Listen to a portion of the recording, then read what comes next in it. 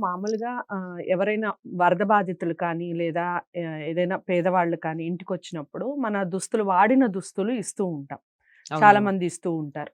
అయితే ఇలాంటి దుస్తులు మనం వాడిన దుస్తులు లేదా మనకు మంచి దుస్తులు కానివ్వండి, ఏదైనా మెమొరీకి సంబంధించిన దుస్తులైనా పాతయి అయిపోయినాయి అని చెప్పిస్తుంది.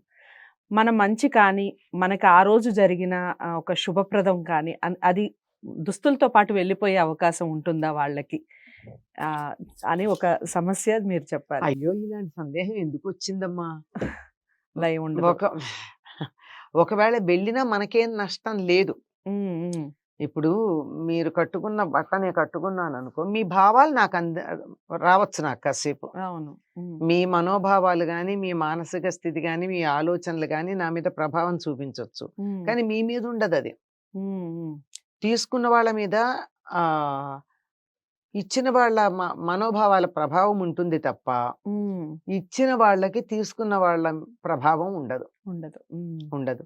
చేత పాత బట్టలు ఇస్తే తప్పేం లేదు. పాత బట్టల కన్నా మంచివి, కొత్తవి ఇస్తే మంచిది. ఓకే. అది ఎవరికిచ్చినా గాని కొత్తవే ఇవ్వాలంటారమ్మ. అలా ఏం లేదమ్మా. మంచిదని చెప్తున్నానంతే. హ్మ్. హ్మ్. అంతేగాని పాతవిస్తే ఎంతకాలం ఉంటాయి? మనం కొంతకాలం వాడుకున్నాము. అవును. ఆ తర్వాత ఎక్కువ కాలం ఉండవు.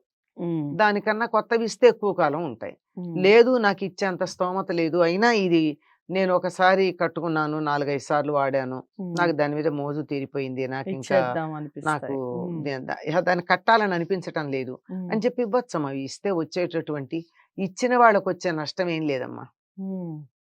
మరీ చిరిగిపోయినవి, అవును. పనికిరానివి అసలివ్వకూడదు అది అలాంటివి. పట్టుకెళ్ళి వాళ్ళు ఏం చేయాలో తెలీదు అని చెప్పి అవును. బాధపడేటటువంటివి అవి ఇవ్వకూడదు. హ్మ్. ఇంకొకటి ప్రధానంగా గుర్తుపెట్టుకోవాల్సిందేంటంటే, హ్మ్. విప్పిన బట్టలివ్వకూడదు. మళ్ళీ నీట్‌గా వాష్ ఉతికి చేసి, ఉతికి వాష్ శుభ్రం చేసి, చేసి శుభ్రం చేసి ఇవ్వచ్చు. ఉతికి హ్మ్. ఇవ్వాలే తప్ప, హ్మ్. విప్పింది విప్పినట్టుగా మాత్రం ఎట్టి పరిస్థితుల్లో అదేలెండి. ఇవ్వకూడదు. హ్మ్. హ్మ్. తర్వాత అలా వాష్ చేసి అది కూడా ఏమన్నా రిపేర్లుంటే చేసివ్వండి. హ్మ్. వాళ్ళు వాళ్ళసలే దీనస్థితిలో ఉండి మన దగ్గర తీసుకెళ్ళేవాళ్ళు, అవును. వాళ్ళు తీసుకెళ్ళి మళ్ళీ కుట్టుకుని వాళ్ళు హ్మ్. ఆహ్, హ్మ్. ఇప్పుడు జీన్స్ ప్యాంట్ లాంటివుంటాయి. హ్మ్. వాళ్ళు మళ్ళీ వెళ్లి జిప్ వేయించుకోవాలంటే ఎంత కష్టం వాళ్ళకి. అవును. అది వేయించిస్తే ఇవ్వండి లేతే ఊరుకోండి. హ్మ్. కట్టుకోవడానికి సిద్ధంగా ఉపయోగపడేటట్టుగా ఇవ్వాలమ్మా హ్మ్. ఇచ్చేది కూడా. హ్మ్. అంతేగాని ఎడాపెడా ఇవ్వకూడదు. ఓకే. మనం ఇచ్చినందువల్ల ఇచ్చిన వాళ్ళకేం నష్టం లేదు. ఇలా హ్మ్. మనం ఏదో ఏగాని దానికి పావలా ఖర్చయిందని ఒక సామెత చెప్తారే, హ్మ్. అట్లా హ్మ్. మనం ఇచ్చిన దానికన్నా దాన్ని బాగు జేసుకోవడానికి ఇంకెక్కువ వాళ్ళకయ్యే ఖర్చు. ఖర్చు ఎక్కువ కాకుండా ఉంటే చాలు. హ్మ్. ఆ పాతవి ఇచ్చినందువల్ల మనకొచ్చే ఇచ్చిన వాళ్ళకేం నష్టం లేదమ్మా. హ్మ్. పుచ్చుకున్న వాళ్ళకి మాత్రం ఇచ్చిన వాళ్ళ మనోభావాలు వాళ్ళ మీద కాస్త ప్రభావం చూపిస్తాయి.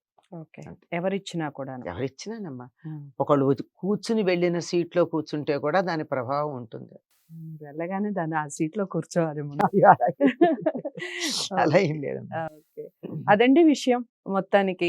అమ్మ చెప్పినట్టుగా ఏదైనా దుస్తులు ఇచ్చేటప్పుడు కానీ, ఏదైనా గిఫ్ట్స్ మీరు వస్తువులు ఏ వస్తువులిచ్చేటప్పుడు గాని. వస్తువు ఇచ్చినా కూడాను వస్తువు ఇచ్చేటప్పుడు మీరిస్తే ఖచ్చితంగా మీ మనోభావాలు వచ్చే అవకాశం ఉంటుంది. కాస్త మంచి ఆలోచనలతో ఇవ్వండి చక్కగా.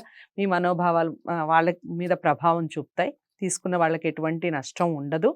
ఇంకా మీకు ఇలాంటి సందేహాలేవన్నా ఉంటే కామెంట్ బాక్స్‌లో తెలియజేయండి. అమ్మతో మాట్లాడాలి అనుకున్నా, తన ద్వారా ఏదైనా విషయం తెలుసుకోవాలి అనుకున్నా కామెంట్ బాక్స్‌లో తెలియజేయండి. వీడియోని లైక్ చేసి షేర్ చేయండి.